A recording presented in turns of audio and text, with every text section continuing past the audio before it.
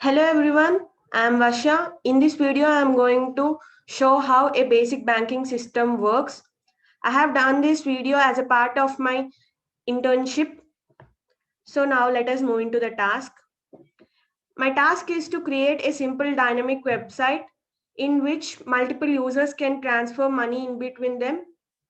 There is no need to log in and already the user details will be in the database. First, we need to go to the home page and then we can view all the customer details. Then we can select any one customer and transfer money to them. I have created the website using HTML, CSS, PHP and Bootstrap. For database connections, I have used XAMPP. First, let us see the code and then let us see the website. So here is my code. In the home page, first you can see that there are two hyperlinks. One is for users list and one is for transaction history. Every user contain an ID, name, email, and balance amount in their account. And the transaction history is nothing but how much they have got the money or how much they have sent. Every detail will be stored in the database. This is the database file. If you want, you can edit the server name, username, password, and database name.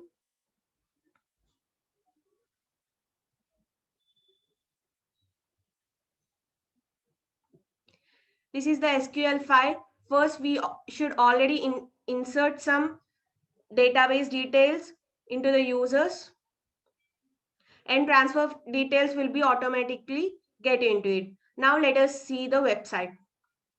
So here is my website. Here you can view the balance amount and do some transactions between multiple users. So first let us move into view customers. In view customers, I am already having 10 user details. Now I want to transfer money. So you can choose anyone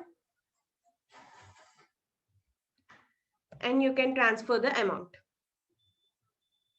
So here you can see that you are getting transaction successful. Just press OK. So here you can see the transaction history. So if you press here, you can go to home page. So you can already see here, if you press on all transactions, you can see the transaction history which you have done before.